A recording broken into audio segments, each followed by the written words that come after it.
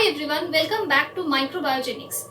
We were discussing about the methods by which blunt-ended DNA can be converted into sticky-ended DNA.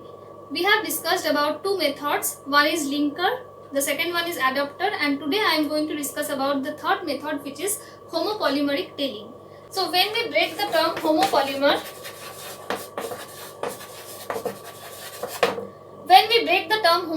we get two parts. One is homo and the other one is polymer. So these are the two parts of the term homopolymer. What do we mean by polymer? Polymer means a number of monomers. When a huge number of monomers are accumulated, then that compound is called a polymer. So in this case, the polymer is composed of identical monomers. When the polymer is composed of same monomers or identical monomers, then that polymer is called a homopolymer. So this is the meaning of the term homopolymer. In this method, the DNA, which is blunt-ended, is modified by addition of homopolymers at their ends. So that is why the process is called homopolymeric tailing.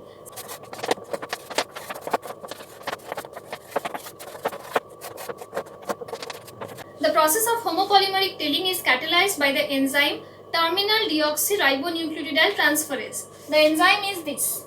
This is the enzyme. So this enzyme catalyzes the homopolymeric tailing procedure.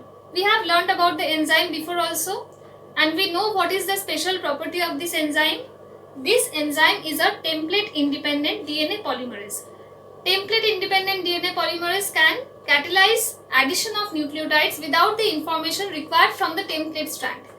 So this is a special property that this enzyme have. Now what the enzyme do is that it adds nucleotides at the 3' end of the DNA. So this is the 3' end. This enzyme will add nucleotides at the 3' end of the DNA. So it will continue in adding nucleotides in the 3' end, and there is no template strand available in this portion. This is how the enzyme acts.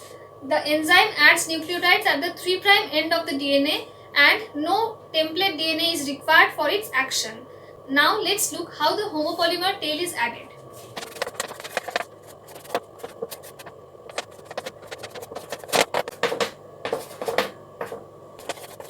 So this is the process of homopolymeric tailing. What is done?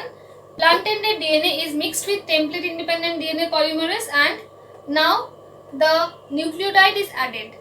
And we know that when a normal DNA polymerase acts, 4 DNTPs are present in the medium. So DNTPs are required for the action of DNA polymerases, and normally 4 DNTPs are present in the medium: DATP, DCTP, DGTP and DTTP. So these are the 4 DNTPs that are normally present in the medium when a DNA polymerase catalyzes the reaction. But in this case, only a single DNTP is added. Only a single DNTP is supplied in the medium, and in this case the DNTP is DCTP. So DCTP is added in the medium. So the reaction mixture contains blunt-ended DNA, the enzyme terminal deoxyribonucleotide transferase and DCTP. The reaction is performed, and as a product we get DNA that has homopolymer attached to the 3' end of the DNA. So a stretch of C residues are added at the 3' end of the DNA. So this is how the sticky-ended DNA is formed by homopolymeric tailing. So the process is very simple. Blunt-ended DNA is mixed with enzyme and DCTP, and the reaction is performed, and after that we get as product a sticky-ended DNA which has overhangs at their 3' ends, and the overhangs are the homopolymers. So homopolymers are attached at the 3' end of the DNA, and in this way the blunt-ended DNA is converted into the sticky-ended form by the process of homopolymeric tailing. So this is all about the homopolymeric tailing.